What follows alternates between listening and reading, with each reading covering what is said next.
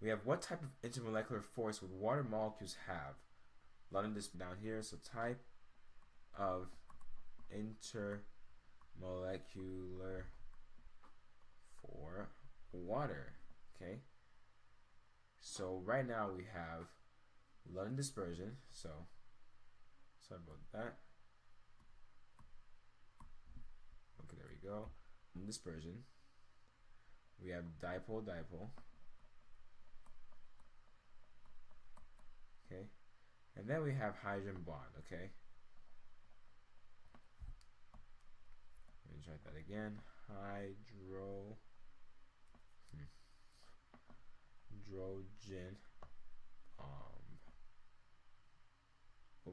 hydrogen bonds.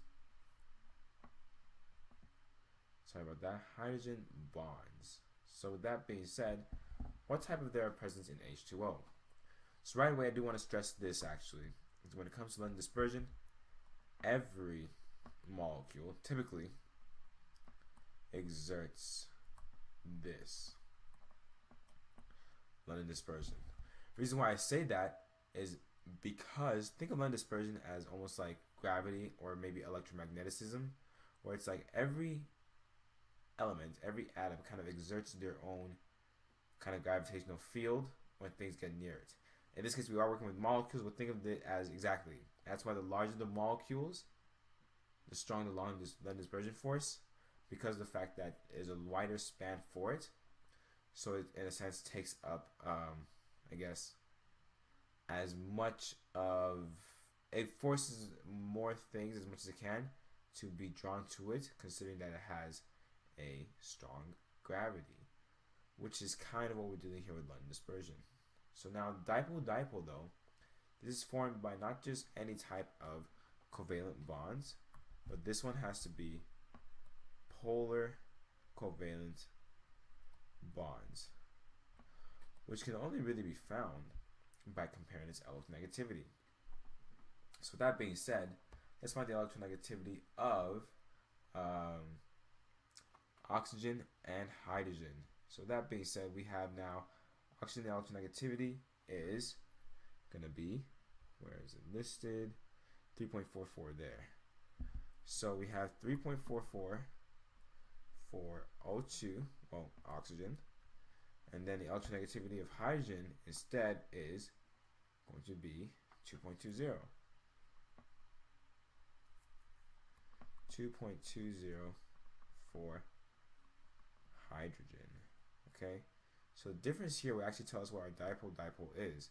So 3.44 minus 2.20, we have 1.24 for the difference. Now, for it to be a polar covalent bond, your difference needs to be greater than 0.4 and also not have any metals. Like it has to be two non-metals, not a metal, and you don't want an ionic bond. That's what we're trying to say here. So with that being said though, we got 1.24, which does check out as a dipole-dipole because it's still less than that soft value of 1.6 and is greater than the value of 0.4 in regards to the electronegativity. So now we have that this is indeed a polar covalent bond. Okay. So now hydrogen bonds can only happen when we have hydrogen with oxygen, hydrogen with fluorine, and hydrogen with nitrogen. And because here the only one we have for H2O is hydrogen with water, that is how we know it has a hydrogen bond. Now, with all that being said though, the type of intermolecular forces that H2O has, that would then, based on what we just did, be everything. London dispersion because everything has it. Dipole-dipole because oxygen and hydrogen have enough of a dipole electronegativity difference to be able to consider dipole bonds. And then we have hydrogen bonds. So this is the type of intermolecular forces all present in water. So let's see how we did. So in this case, we did get the dipole-dipole. And the hydrogen can also interact with water, which gives us the hydrogen bonding. And then water also has a London dispersion force, since all compounds have London dispersion force. So with that being said, let's move on now to question number 7.